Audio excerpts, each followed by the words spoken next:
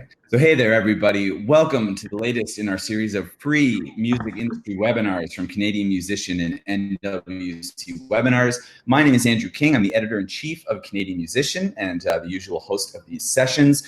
Joining us this evening, I'm very excited. Well, I guess we've already semi-introduced her, but we are pleased to have Erin Kinghorn as our guest presenter, founder of DPG Productions, co-founder of DPG Digital Promotions Group Worldwide. And that's the side, I guess, of her professional life where we're going to be focusing a lot of our attention tonight, talking about successfully pitching to influential streaming playlists. Now, if you've joined us, obviously, well, either you know that this is important and ever-emerging topic in the music industry, or maybe it just piqued your curiosity, either of which is great. We have got the goods for you here. Okay, there we go. So yeah, as I mentioned, thrilled to have Erin joining us this evening. DPG Productions, founded in 2008, and she's been, I was going to say consulting, that's kind of a catch-all term, but basically helping artists and their teams, as it says here, to build their brand, build their fan base, digital, physical, across the board. They've worked with a really impressive list of clients that you can see here. But then 3 years ago, Erin and some partners launched DPG Worldwide, a digital playlist service and a PR company for US clients based in Toronto here. Serena Ryder, Cowboy Junkies, we were just talking about a few others before jumping into this here. So yes, we're very excited to tap into her expertise and credibility with this. Again, my name is Andrew, and you hear me in these every month. Canadian Musician Magazine, all of our related properties, you can check it out at the links here. And you can also download a notepad style session of our PowerPoint here. If you're an analog note taker like me, feel free to take a minute. You can print that off and jot some things down as we go. So in just a moment, we're going to jump in. I'll bring Erin in. First, in the first half of the presentation, we're just going to set the stage, talk about some of the basics of what we're chatting about here. So key digital streaming platforms. We're going to talk about kind of the basics of the playlist ecosystem, the different types of playlists, how they work, how music makes its way through all those different channels, sometimes with help, sometimes without. We'll take some questions at that point, and then in the second half, we'll jump into well, how to get your music onto these playlists. And we're going to do sort of a two-prong approach where Erin will have some tips that you can use if you're at the DIY stage of this, just kind of your first foray, testing the waters, seeing what works.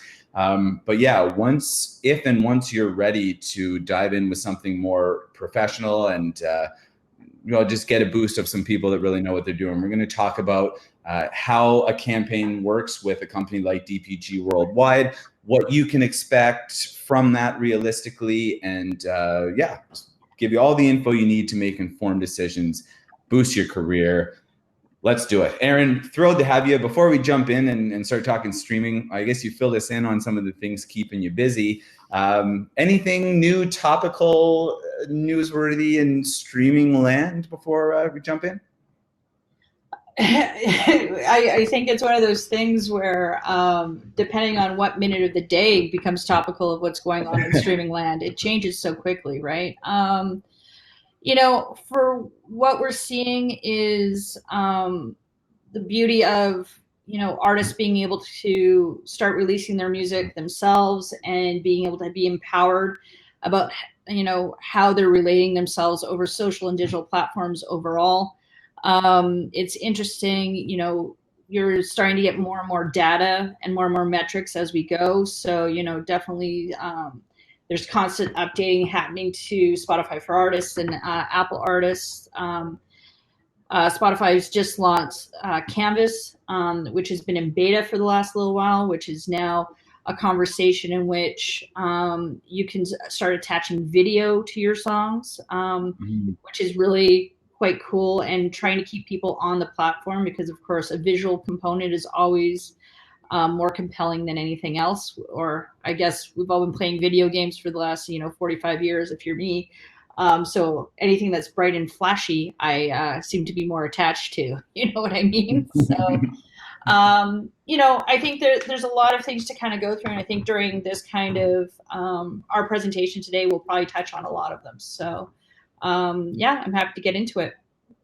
Love it. Okay, then here, let's dive in. A lot of this may not be news to folks out there. Good for you.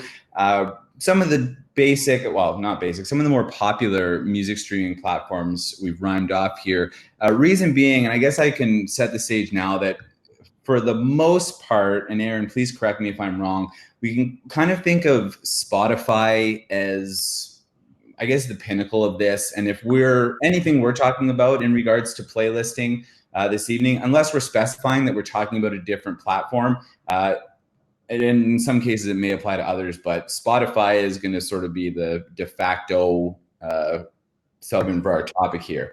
Now, that said, we've got some others here. I myself am an Apple Music user. My parents, who are big into hi-fi stereo, are Tidal users. So, Aaron, we were talking a bit earlier about how some of these different services are more conducive to, or at least like user-generated playlists are a more significant component of that user experience.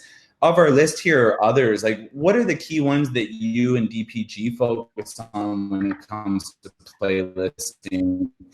And maybe are there any that, for any reason, just don't really apply to what we're talking about? Sorry, I'm sorry, Andrew. You got a little bit muddled in that last component. So what I think you just had said was, which are the platforms that are really great for playlisting? Is that correct? Yeah, and where the user-generated playlist ecosystem is more integral to their fan experience. Yeah. For what we're looking at with the streaming platforms, Spotify in North America has definitely become a dominant player. I think, Apple Music, that's more kind of an editorial component. Now, YouTube, there's a lot of user-generated playlisters who are really kind of gravitating for that platform. And then we've also got things like SoundCloud, which a lot of people have forgotten about, which has been in kind of the community for actually the longest out of any of these. And then we also have things like Twitch, where we're now seeing playlisters, user-generated playlisting going on there. So that's kind of the place where we kind of go in and work from, but we're now also generating contacts at Amazon and Pandora for their playlisting and their editorial. We don't get a lot of play with Tidal, because Tidal is definitely it's, as you said, it's for a high definition kind of type of music, but also very important to be there. I think of people, one of the things that I keep having a conversation with a number of artists who are, talking about, oh, well, I'm just going to release my music to Spotify because that Spotify is the only one that counts. And I like to dissuade people from doing that. Spotify is a big platform here, but it's not the only platform in the world, and the rest of the world, and just like different demographics, all consume music differently.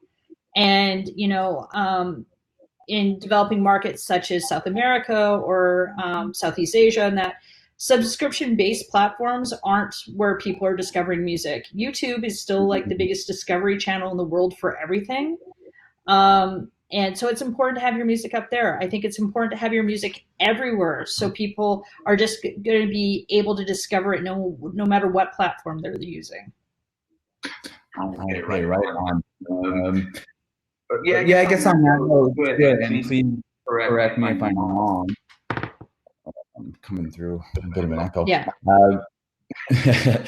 But am I right that, like, in a lot of cases, and as kind of a blanket disclaimer here, like, there's obviously still a lot of work to do in terms of how artists are compensated from streaming, in this new model that we find ourselves in. That's one issue. What we're going to focus on here, though, is how to navigate the realities of our current industry and help people be successful within that. And all the while, we can be, lobbying for changes to copyright and help artists get a bigger piece of the compensation here. Having said that, too, then to the point you were just making, am I right? Like, unless we're at a certain plateau of artists where you might generate a fair amount of your income through streaming. Like, can we sort of treat streaming across the board, whether it's Spotify, YouTube, etc., as a discovery tool, as a way of, it's not the immediate financial reward that you're after here, but rather the opportunity to engage people, bring them into your universe, and then hopefully generate some opportunities, whether it's touring, merch sales, Patreon, etc. Yeah. Is it fair to kind of treat this through that specific lens? Yeah, I think that, we've been dealing with music being kind of like the actual song being the lost leader in a marketing campaign for music for at least the last 10 or so years, right? Yeah. So, your music is the thing that brings people to you, and it's going to be the thing that gets people interested. And then you have to have all the rest of the pieces around to keep them there, which is, additional songs, merch, playing out, all those kind of things, but also making sure that when someone's trying to find you, that it's as easy as possible to make that happen. Bingo. Okay. Then here we go. Let's keep rolling. So again, well, just pretending that we're talking Spotify, but applicable to many of the other services here. The different types of playlists. So we've got data curated. Well, maybe we'll start from the bottom. So there's your user curated, and that's where we're going to be focusing a lot of our time and attention now. Some of these user curated playlists, as we'll see in a moment, are incredibly influential with millions upon millions of followers. But those are one where it's essentially a third party curating and maintaining these playlists. Or maybe I shouldn't say all, but Spotify, Apple Music, etc. Aaron just referred to it as editorial curation, but where it's the staff within these services that are curating these playlists. And then lastly, there are some across all the platforms where it is user data that's driving which songs end up on a given playlist. So for example, the Viral 50 or chart-based ones. We are, again, focusing on user curated. We'll talk about some of the different tiers of that in a moment. But then, yeah, Aaron, I've also got here like the idea of active versus passive playlists. So, there are ones like emerging music, new music. I've got RIYL, like recommended if you like, where if I'm a big fan of Oasis, looking for some new bands that sound like Oasis, this is a great means of that. And then there's the more kind of background study music, chill music, more drone stuff, where dinner party, even elevator music, you just want some sounds, and it's not so much that you're going to be hanging and notating who's on there. I guess I've just been blabbing on all these. How do these different parameters kind of come into play with what you and DPG are doing and where you're focusing your attention on any given campaign? Well, I think, there's a couple of things for us. Talking about Spotify in this aspect, there's always the whole conversation about how you want to get on that New Music Friday playlist, right? Mm-hmm. Because, and you want to be there, and you want to take notes because you're going to get a good number of streams on that. Here's the thing though, it only lasts 6 days. So the way that we position ourselves at DPG is that we come in after those 6 days, or if you didn't get on any Music Friday, or, you're working, your first couple of tracks. So we're trying to help you.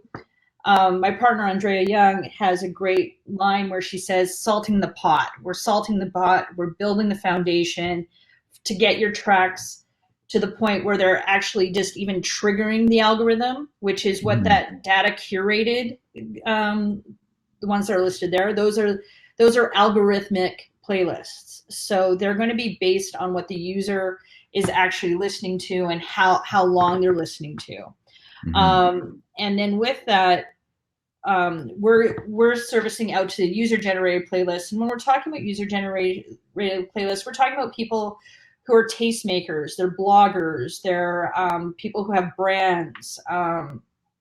There's a lot of different kind of components to those people, but because a lot of them are tastemakers, they'll have people who are following their music choices and are more interested in their music choices because they think that they have good taste. It's like going back when you used to, go and look at record reviews. And so, a lot of people say in the UK is a perfect example of this. they still read record reviews and take, you know, the opinions of journalists very seriously, right? And you see Yeah. that with your friends and family too, right? Where, you know, someone says you've got to listen to this record, you're going to listen to this record. You know what I mean? So when you have that kind of trust built up, then you know, people will listen to you, and this is what these tastemakers do. And if you can get, you know, some good solid plays from those, and we're servicing, you know, playlisters who have a couple hundred followers to people who have, you know, tens of thousands followers. But in that, there's kind of a whole range, and that can range from genre. And this is the beauty of playlisting versus kind of what we used to have to deal with radio, and we're still dealing with radio. Is, you know, yes, we're going by genre, but we're also going by lifestyle or mood or music that can fit into different parts, like dinner party music, or, you know, there's such a broad spectrum of being able to um, categorize things in. And so there's playlisters who have those kind of categories as well in that. So we're going after those people. So when you're on your second or third track, you've got enough of a base that the algorithms and everything else is moving along, that, you know, you have a more likeliness of being added to, you know, a higher, not a higher end playlist, but say maybe some of the editorial playlists, because they're taking a look at it and they're noticing that you're working, and also, you know, some of the algorithmic playlists. Okay. Interesting. And the other thing that we really want to push is that when you're doing playlisting, you know, it's not just how many streams you're getting off of these playlists. It's also how the user, your consumer, is interacting with that playlist. Like Spotify really looks at, like, what's the skip rate? You know, how many times is your track being skipped over in a playlist? Or, you know, from, if you get added to a Spotify playlist, how many people are, you know, adding their track to their collections or adding you as an artist. So there needs to be an interaction in that aspect. And when you were talking about between active and passive playlists, like most people on a passive playlist, as you said, you're just kind of putting it on and letting it play. You're not really kind of looking up. I'm a big fan of Spotify's focus playlist, especially when I'm writing or I'm trying to be creative. I just kind of put that on. I swear to God, and I've listened to this playlist probably 150 times, and I have no idea who's on it. But when I am in the mood for like some Ray LaMontagne or some Elbow, and I turn, and that, yes, I have, I'm one of these people who really likes really sad songs. So please send them to me if you're a singer-songwriter that sings really sad songs. Sorry, Divergent. I will type that into Spotify, into their radio section, or, you know, into Pandora, and they'll curate, you know, a listing of new artists that I haven't heard before, and I may start adding those people to my collection because I like the songs that I've heard off that playlist. Okay. That sets us up then for what we're chatting about here. So I guess we'll call them the different tiers of user-generated playlists. Yeah, you're a Spotify user, you can add your taste-making abilities to this ocean of user-generated playlists.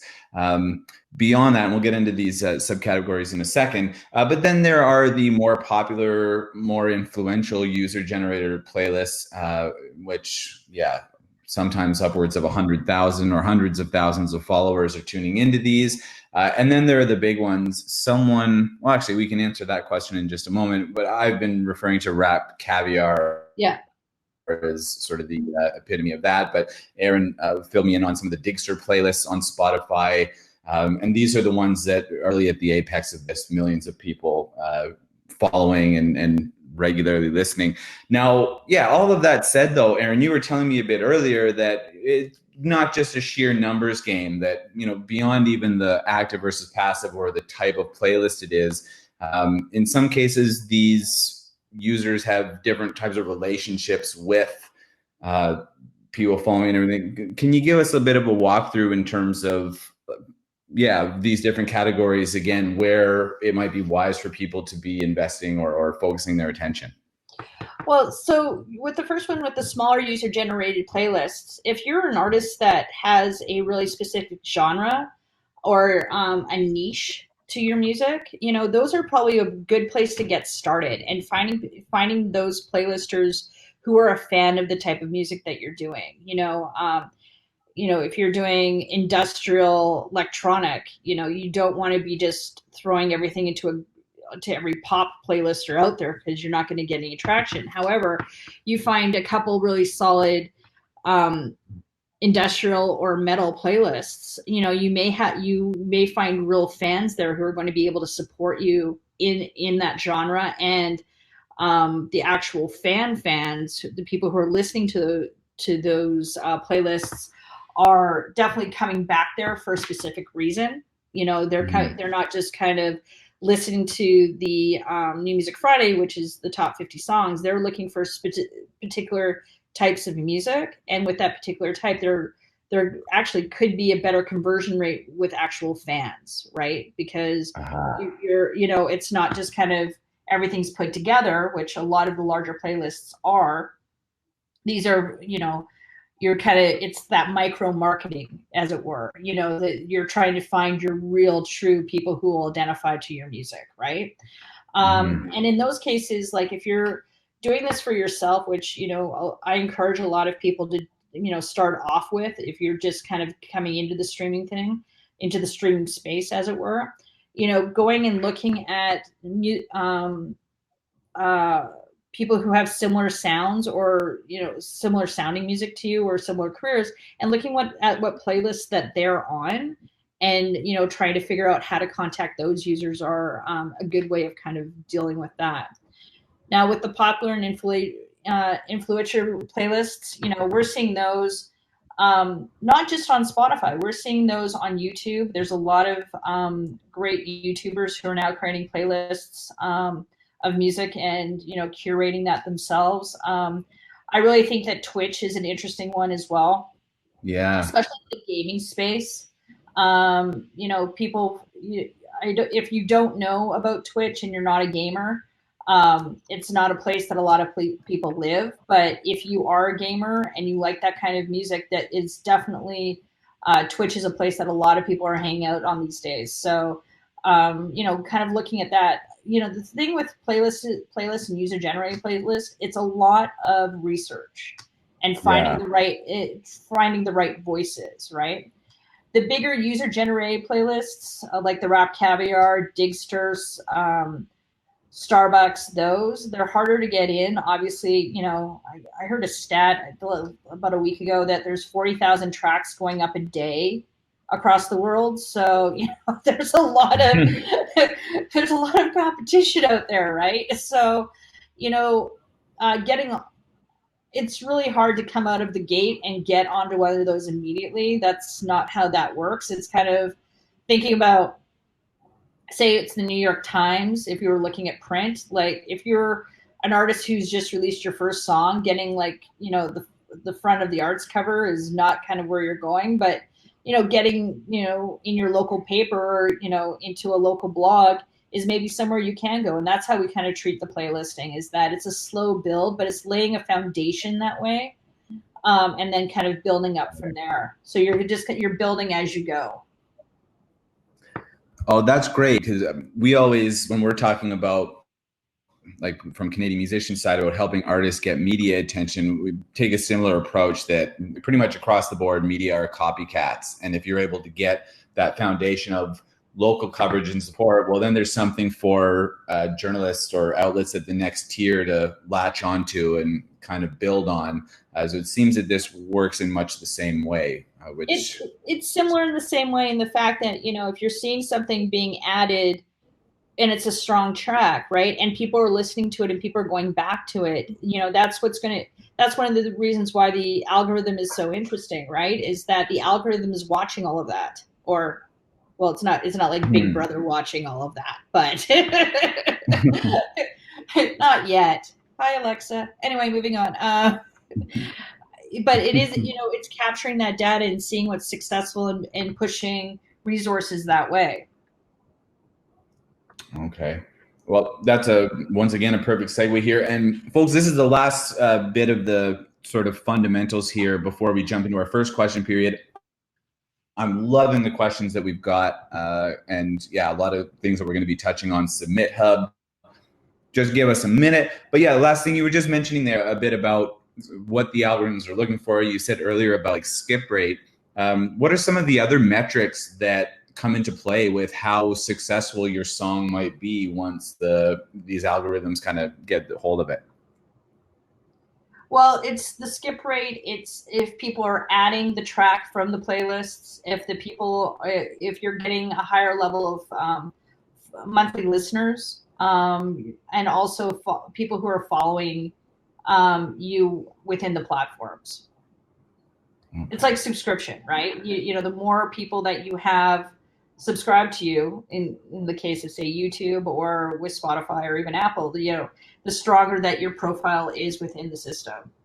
Because I can, you know, there's people, and we'll talk about this a little bit later about people who've done the pay to play playlisting, and which we'll talk in a couple minutes about. But you know, you'll end up with 50 or 60,000 streams, but you've only got 150 followers. It makes no sense. It makes it not look real, because it's not, because it's bots. Uh-huh. And that hurts your credibility as an artist. Okay, yeah, we'll talk about some of the, I guess, red flags on one side of that, and then some of the consequences on the other. Yeah, you know what, Aaron, we talked about, we want this to be interactive. We want to give you the goods, and there are some just way too many good questions here. Love it. Yeah, let's do it now. And I guess we'll go through questions, even if it's something we're going to touch on later on. You know, we can skip that over in the second half. We'll bring you the goods right here.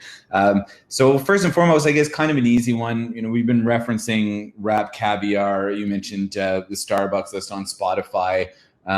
Larissa was wondering about some of the other like very, very popular, like maybe the top kind of 5 that when you're talking user generated playlists that, you know, kind of everyone's chomping at the bit to get on. Oh, geez. I think, with those, it always kind of ranges, because it depends on what your genre is, right? And, Digster, Topsify are solid, Rap Caviar is solid. We're a big fan of Chill Filter. They're out of Toronto. They've been great. We've got a couple on, I think those are kind of the ones that we focus on in that aspect. Gravitas is also another one. But overall, it just kind of depends on what you're looking for as an artist. But the user-generated playlists are usually the medium to smaller ones are, they may not seem as cool as those, but they can be just as successful for you. Right on. And yeah, maybe an easier hill to climb too. Well, they're good places to start. Yeah. Yeah. Okay. Okay. Is Spotify for artists the only way to get your song to the playlist now? Aaron. Yeah, for Spotify, for their curation team, yes. They have really set up a solid system in which they ask everyone, including all record labels and distributors, and that you need to fill out that form to do that. However, I would suggest, depending on how you're releasing your music, talking to your distributor and letting them know all the marketing stuff that's going on with you, to make sure that they have a case to pitch, because a lot of distributors and a lot of record labels are having monthly, if not weekly, calls with some of the not the curation team, but the artist relation teams. So it's important for you to be working in partnership with your distributor. One of the things that I really find interesting is that Spotify really wants to have relationships with artists. Actually, to be honest with you, everyone that I deal with here in Toronto, being with Amazon and being YouTube, Spotify, and Apple, they're all been great, and they're all really artist friendly, and they're wanting to make sure that their platforms are being used as effectively as possible. And I know that you can't really call up, people and kind of like, hey, I'm so-and-so, can I get a meeting? But I know that Andrew at YouTube, Mike Lawless at Amazon, Nate and Adrian at Spotify are really great at being on panels and doing, those kind of workshops and that. So if you have an opportunity, like if you see them out at a Canadian Music Week or on a panel, definitely sign up to those because there's a lot of great user hints and tricks and kind of what they're looking for that they can kind of convey for that 45 minutes to an hour, right? Okay.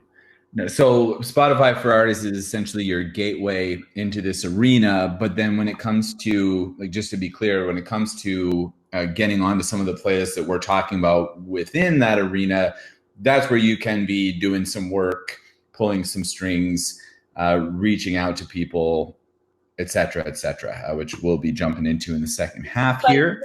To be clear with you, that's not what DPG does. Like, that's not what our role is. We do not, there's a group of people, there's a number of companies who claim that if you pay them, they can get you on Spotify playlists or the editorial playlists. That's not, we do not promise that. That's not what we do. We focus on independent user-generated playlisting. Yeah, like that is our realm, and we're over there. Whereas Spotify wants to be connected with the artist, and that's the reason why they've set up Spotify for Artists. Now, that being said, one of the things that you could be doing as an artist, on Spotify, is making sure that you are using their platform as efficiently as possible, like making sure that your bio is up there, making sure that your photos are up there, making sure all of your links, social media links are there, like all the different components that they ask you to put in there, using Songkick for your shows, and that is done in there because they want to be supporting people who are using their platform. Mm-hmm. Okay. Oh, this is great. Questions keep pouring in. I hope we can get to the second half here. Sure. What about, where do you recommend people? Great question from Thiago. Yeah, beyond, I mean, I've got my favorite playlist, and if you're an artist, you might gravitate towards some things that, would fit your band style. How do you recommend people go about, like, searching for playlists that could be a good opportunity for them? The internet.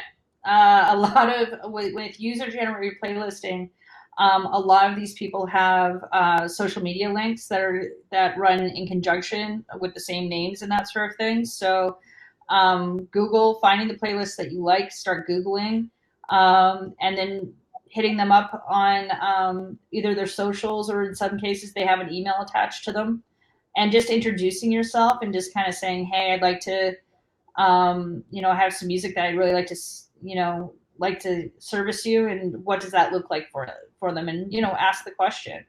And I saw one of the questions about Submit Hub. Yeah, I mentioned Submit Hub. I'm a big fan of Submit Hub for artists that I don't have a budget for to do a playlisting campaign, because on the marketing side, I work with all level of artists, and Submit Hub is a good one. I put a little bit of money into it so I can get some of the feedback back, just so I can find out what people are thinking about the songs. But just in that same thing, it's a lot of research and kind of going through the playlisters and seeing if your music's going to fit, and not servicing people who just for the case that they have big numbers, like servicing them because you feel that your music fits on the type of music that they're actually playing or they actually like. Okay. Right on. Larissa, Aaron just answered this question that, emailing curators, Spotify for Artists is your gateway to the editorial, the staff-generated playlists, but we're talking user-generated, where you can still be reaching out to individual curators or groups using that model. Gilberto, I hope I pronounced that properly, asks, wouldn't it make more sense with certain genres to try to reach, say, some KCRW, I think that's LA Public Radio DJs, instead of trying to stand out for Spotify?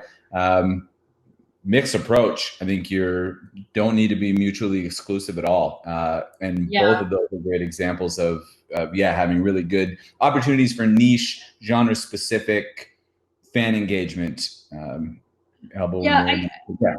I think people get into this mindset that they should only be focusing on playlisting, and playlisting is a part of a whole entire integrated marketing plan that you should be using, right? It's not, playlisting is a part of this. It shouldn't just be the only thing that you're doing.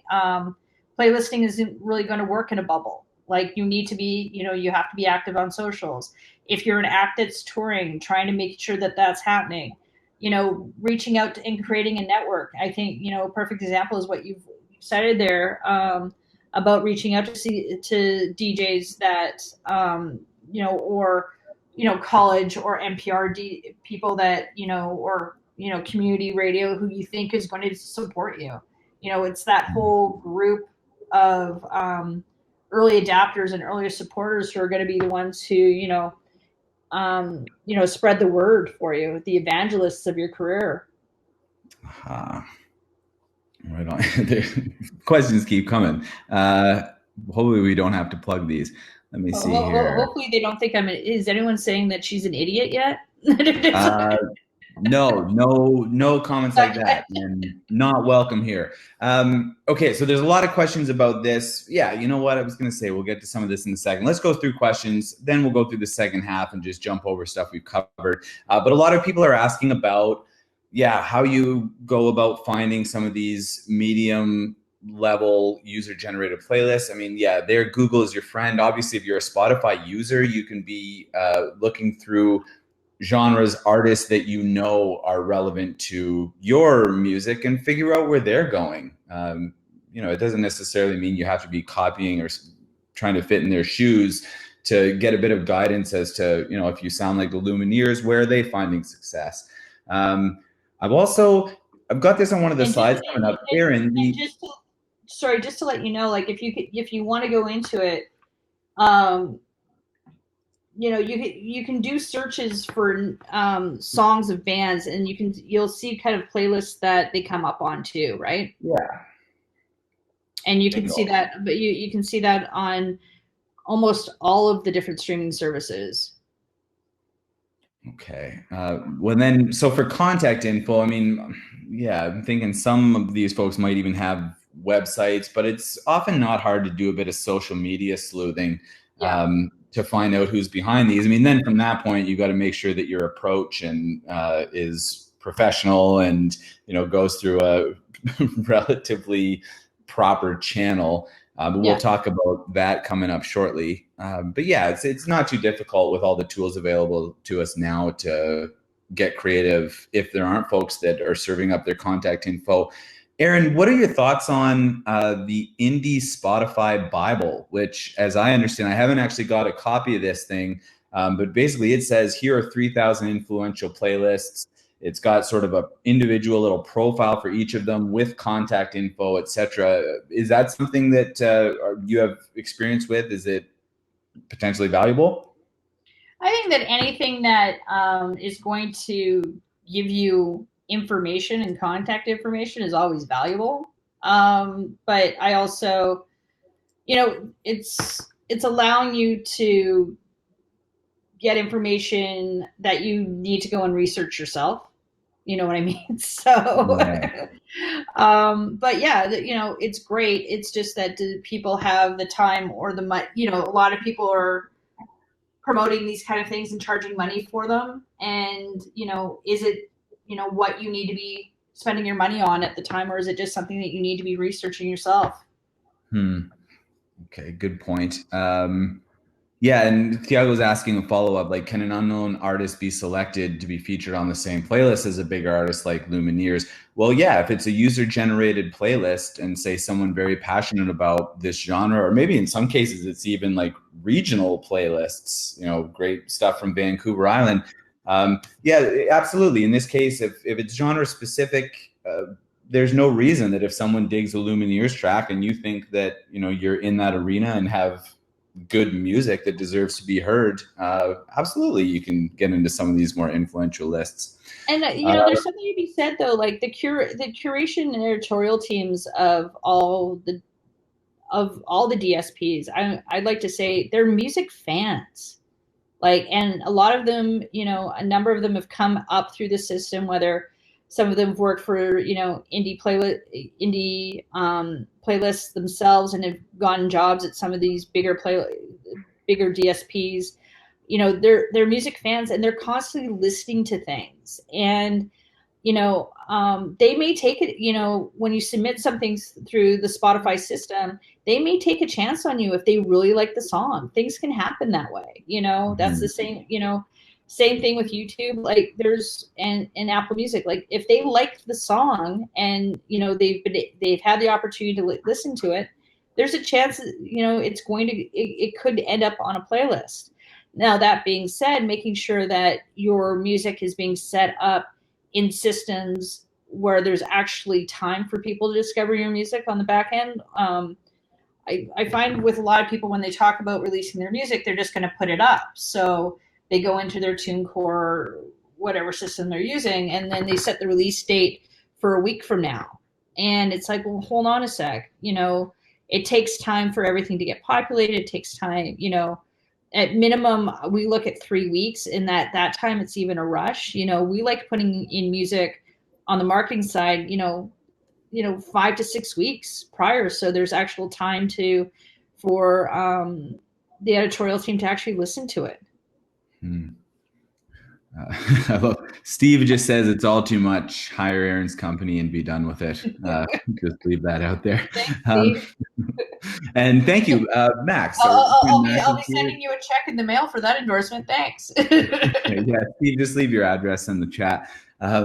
Yeah, Max, who works with an outstanding and very successful group in Quebec called Your Favorite Enemies, is endorsing. He says he's got a lot of value out of the indie Spotify Bible. So there you go.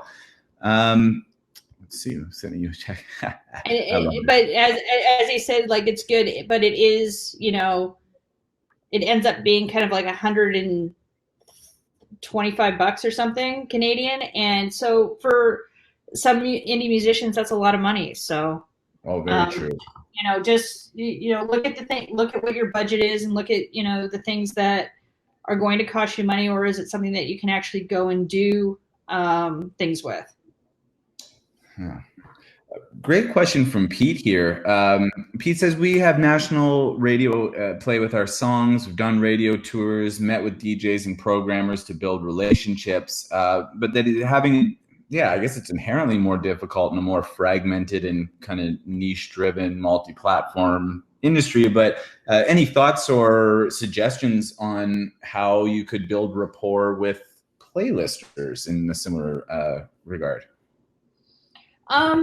You know, if you're talking about like the Spotify playlisting team and that sort of thing, you know, that's just trying to, go out and meet them at some of these opportunities for networking, and that is always a good one. And, you know, not being crazy is always probably the other point of advice that I have.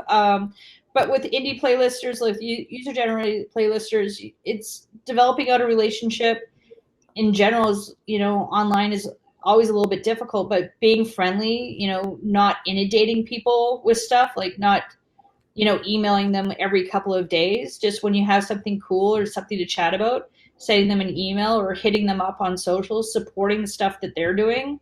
I find that a lot of people, you know, push their own agenda onto these playlisters, but also not understanding that it's a give and take, right? You know, these people, a lot of user generated playlists are building their own brands as well. So, you know, supporting their stuff without, you know, retweeting or, you know, sharing music that they've discovered to show that you're a fan or actually noticing what they're doing is important. Like with what we do, it's like, you know, doing shout outs for people who've added our clients' songs to their playlist because they're trying to build a brand just like anybody else, right?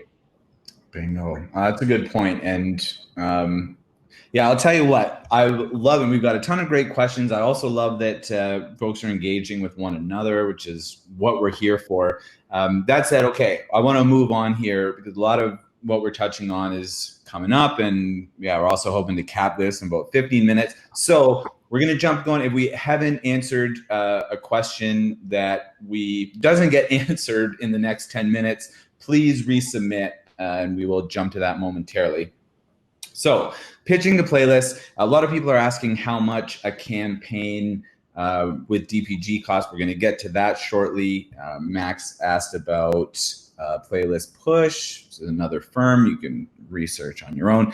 But for the first half here, we're still talking about the sort of the DIY approach here. So here are the three kind of different categories. Yeah, can we talk a bit more about how Submit Hub works? As I understand it's sort of a middle ground tool, like you mentioned, that helps individual artists, I guess, more successfully do playlisting. What's that service like? I want to say it's just playlisting with Submit Hub. The Submit Hub is kind of looking at, bloggers and people, digital PR. And has expanded into playlisting as well in that.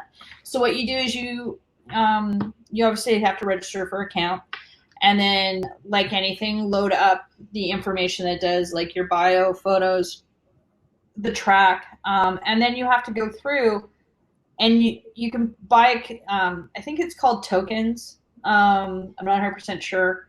And with that, you can ask for a certain amount of feedback based on how many tokens you want to spend. And then you research it and then you say, okay, I would like my track to go to these playlisters. And then they send out the track, and it's usually a track or a video. And then some you'll never hear from at all, and you'll get you'll just get a denied, and some people you get a approved, and then you can see kind of where the track's been placed, and then with others you'll get feedback. It's very simple, and it's very, very user friendly. Like, it's not kind of one of those things where you're looking at it going, I have no idea. It's not like writing metadata, where you're just kind of like, oh my God, my eyes are bleeding. But it's a good place to, get a good start from, especially if you can't afford to bring on a publicist, or you can't afford a playlisting campaign, and you want to get your music out there. It's a good hub to start with, for sure. Okay, excellent. So yeah, the DIY side, and I guess this applies goes for campaign as well. Like in the radio world, we think of the single, only one active single at a time, and that goes out, put everything you have behind it, and then next single cycle comes along. How does that work in the playlisting world? Is it ever like, because the way that playlists are subdivided, as we were talking about, like thinking of, say, Oasis, What's the Story, Morning Glory, like we've got an acoustic ballad on there, we've got rockier tunes. Are you ever doing more than one track simultaneously? We don't like doing more than one track simultaneously, because it kind of waters down what like when we go and pitch. Okay. However, in like a 3-month campaign, we're usually pitching at least 2 tracks. Okay, got you. Yeah, so we and kind of going into what Eek does, which is a little bit different than some of the other playlisting companies, is that we don't go track by track. So you're not paying us per track, and it's not for the lifetime of track, or for, I think in some cases, people charge for like 5 weeks for one track. Our minimum campaign is 3 months. So we've got 3-month campaigns, we have 6-month campaigns, and then we have people who've been with us for like over a year, and just kind of pay us on a monthly retainer, and we just release songs according to what their marketing campaign needs to be. And within that, we're probably, as a 3-month campaign, we're looking at, 1 to 2 songs. More than likely, it's going to be at least 2. At a 6-month, we're kind of between that 2 to 3, and possibly going into a 4th song at that time. Okay. This is great. Yeah, we So, talked a bit earlier so about with how that to. being said, sorry, Yeah. it's important for an artist to, if you only to have more than one song ready. Okay. So Kind of doing one song at a time and like releasing one song and then 4 months later another song. Like if you can tighten that up and at least have songs ready that you can, keep kind of releasing until you're either going into your album, or if you're going to be an artist that's just going to be releasing tracks, just making sure that those tracks are up and ready to go. And then also with that is that, you only have, you have a certain number of playlisters who only want to touch brand new music. They don't want to go back to tracks. Okay. So you can't kind of go back and go, oh well, can we now pitch this other track that's been out for 3 months or so? It's like, well, no, the new release playlisters are only going to want to be listening to new music, and then you have those who are looking at the popularity or discovery of music, or looking at emerging artists, and that's what their playlists are built on. And then the rest are kind of built on whether they like it, genre, and then also lifestyle and mood and all kind of that other fun stuff. Okay. Who to target? We talked a little bit earlier about how you can find playlists that might appeal to you and well, I guess to a wider fan base. But yeah, there was a question here about how to approach or reach out to these folks. If I can throw out a couple of basics that again kind of parallel to the media world, but if you do pick up your copy of the Indie Spotify Bible, this isn't just plastering out, hey, you are a playlist and I have great music. Here's my song, please add it. No, I can't tell you how many emails I get daily, even people asking for album or track reviews. Like, we don't do reviews in Canadian Musician. So like the moment I get that, it just feels very impersonal. And in any case, so on that regard, like if you're going to reach out to someone, yeah, be cordial, be friendly. Make it clear that you know who they are, and more importantly, you know and are a fan of the work that they do. Yeah, make a human connection there. Like Aaron was saying, a lot of these folks are looking to build up their profile as well, and there's reciprocity inherent there. Any other tips, Aaron, for if you're kind of reaching out of the blue to try and put a best foot forward? I like having a couple solid lines, what I call the elevator pitch, that describes you and your music, and so maybe some key highlights of what's going on with you and what your release looks like. Make it very easy, like putting your social media links is good, so someone can kind of take a look at who you are.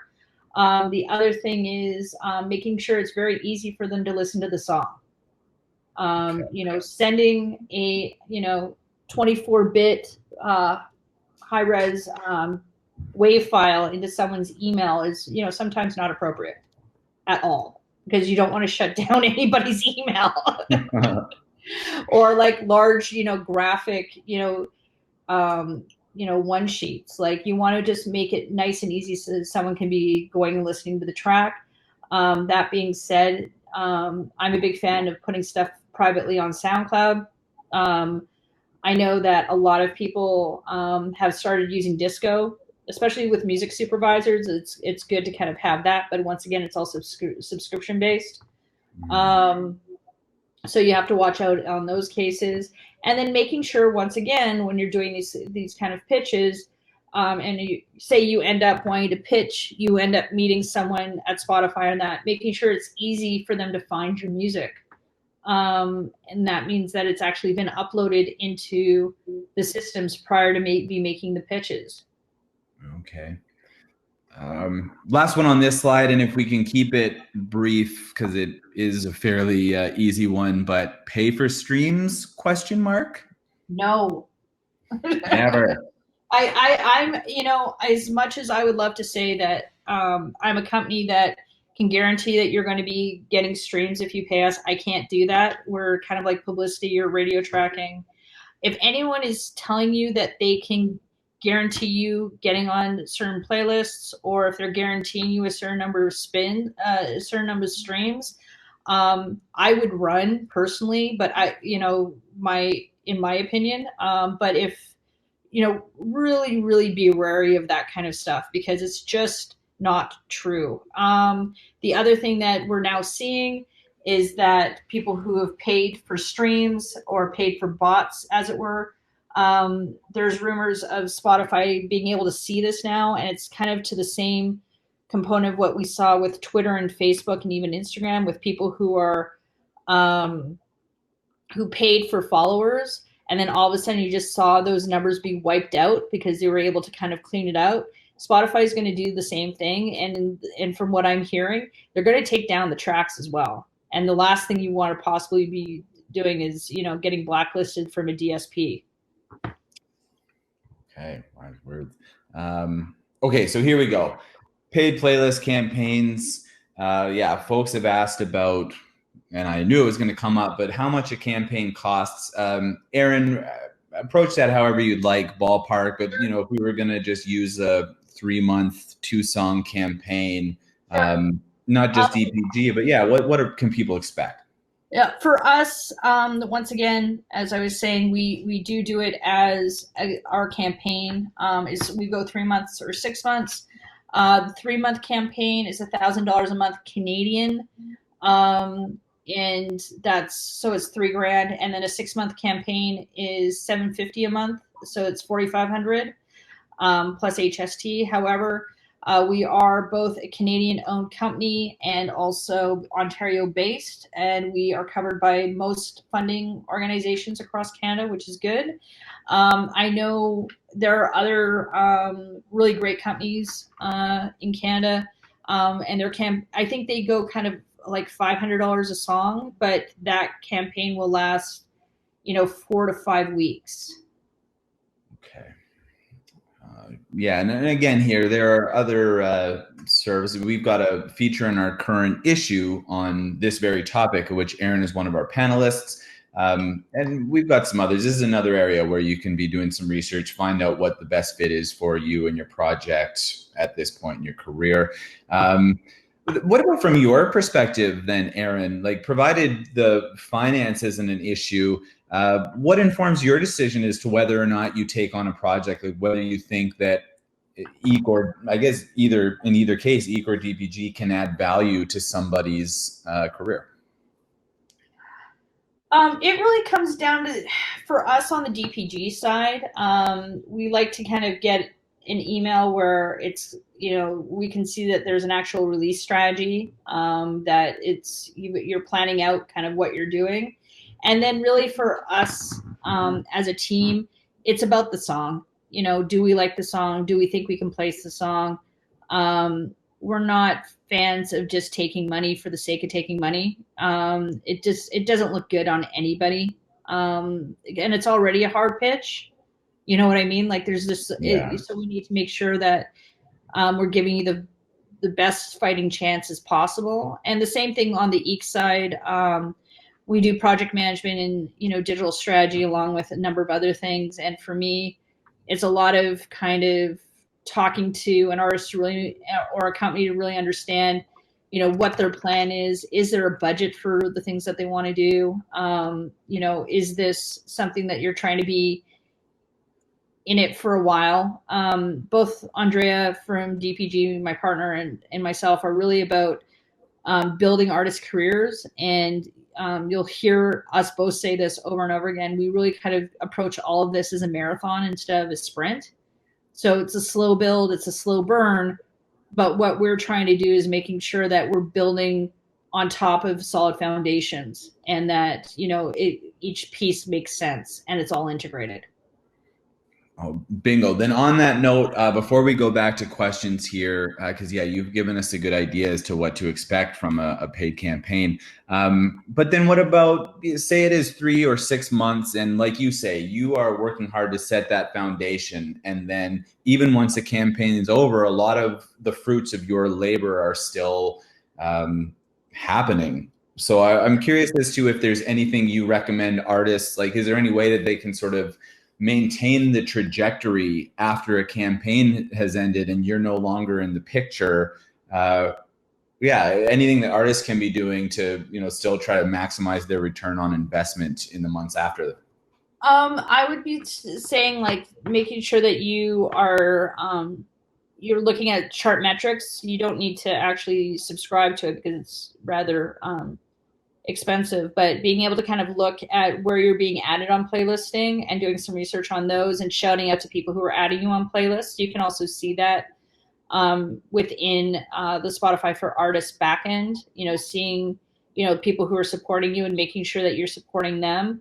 Also making sure that, you're updating all of your digital platforms that you're on, making sure that there's, fresh photos up on stuff, that the bio's correct. It drives me insane every time that I go to a brand new artist and they've got a new track out and the bio's talking about a record that's like 3 years old and they've already released more things. You know what I mean? Making sure that your artist pick is up to date when you're on your Spotify account. All those kind of simple things, but really kind of shows that you care and that you're actually using the platforms correctly. Oh, outstanding. Which I guess goes back to what you were saying, that, the platforms in a lot of cases want to have that direct engagement with artists. Like if they see you taking this seriously and upkeeping your profile, but by extension maybe sharing that you are on certain playlists and tagging them, like have you ever seen that engagement work to an artist's benefit because the platform or its staff have taken notice? I've seen with certain playlists on the user-generated side. I've seen songs move up from being in the top 30 to being all of a sudden in the top 10. Okay. I can't guarantee you that that's the reason why, but I think it definitely helps. Okay, there we go. Let's do it. Okay, more questions. As I said, if I'm not going to answer any concerns. I'll take the concerns, and I guess I'll take the comments too. Okay. All right, let's do this here. Well, why don't we start with the basic, because I'm sure a lot of other people are wondering. Aaron, how can people get a hold of you if they want to continue the discussion? Sure. I'm easy to reach. I'm at aaron@dpgworldwide.com. And you spell Aaron ERIN. I'm an Irish family. We're not that creative when we pick names, so. Well, there's a great comment. Okay, Max is saying in his experience, he's had when reaching out to popular playlist curators that they are charging for a spot on the playlist. Is that something you've encountered? We're seeing that in some cases with some of the branded playlists, like actual brands. I have not heard that with Digster or some of the other ones, but like the branded playlists or stuff that people are, that there's kind of a higher level on it. Do I like it? No. Do I think it's going to lead to other issues? Yes. I wouldn't spend my money on that. Okay, expert advice. That's just my opinion, though. Well, at face value. And sorry, Aaron at dpgworldwide.com, right? Yeah. Oh, okay, perfect. Just clarify that for somebody. Sure. There was a great question here about songs. And this is one that a couple other people threw a hand up on. How do you work with artists whose tracks, even on a single album, are quite different from one another? When, if we're talking about a longer campaign where you might get to 3 or 4 songs, how would you parse the album to determine pitch? And maybe this isn't even a factor from your perspective, but tying pitches together to create a linear narrative. I think that there's something to be said. I've had this conversation with a couple of artists where they're like, my music is all over the place and there's really no kind of real thread. But if you really listen to it, there is, because it's coming from the same voice. You know what I mean? Like, it's the same mind, it's the same creative talent. Sure. The big thing is kind of sitting down and looking at the tracks that you have and releasing them in a way that makes sense. And just not kind of like ping-ponging all over the place where you're just kind of going like, How do they all feed into each other? How does it all work? How do you tell a story?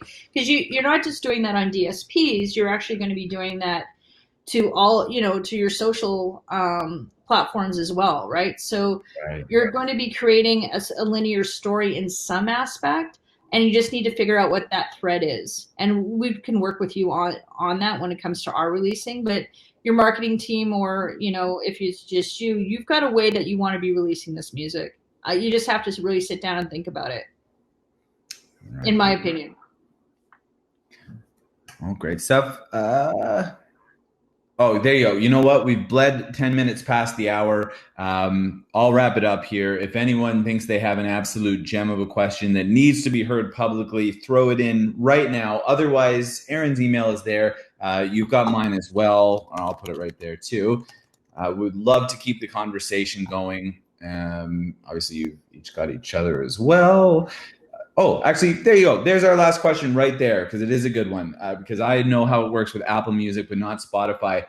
Aaron, how, if someone did want to take our example and say, look for popular playlists that feature the Lumineers, how do you do that within Spotify interface? Find out the various playlists that an artist might be on.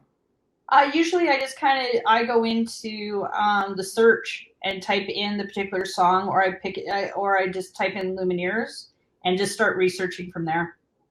Bingo. Okay. Yeah, that's similar to Apple Music too, where like it gives you the breakdown of, is this the artist you mean? And then from there, here are their albums, here are their songs, gives you 3 of each. If you want more, go to the next one. But then there are playlists that they're featured on, I think ranked based on their popularity. But, from there, you can just go down the list and do some research. Aaron, are you at CMW this year? I am. I'm speaking on 2 panels on Wednesday. The first is stretching your money, your digital advertising budget. And then almost right after that, I am going to be on the Canadian Musician panel with our friend Mike, and talking about playlisting and streaming again. So if you'd like to come to that, it'll probably be similar to what you've just listened to now. Oh, hooray. Ellen, Larissa, there you go. Rana, you got your answer too. Yes, we, Mike, myself, our whole Canadian Musician team will be out at CMW in a big way. CMW.net for the full schedule. Thank you so much, everybody, for joining us. As you can see right in front of you, but I'll say anyway, you will be getting an email within the next 24 hours with a link to a recording of this session.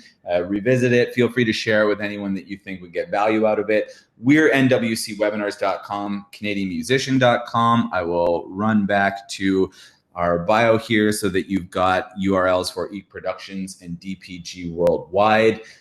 Aaron, thank you so much. This was a real treat, and I think I can say without actually checking that this was the most engagement we've had in the chat window, which I don't think is coincidence. Thank you very much for lending us so much of your time. Hey, no worries. Happy to do it, and good luck to everybody. I hope to hear some of your music soon.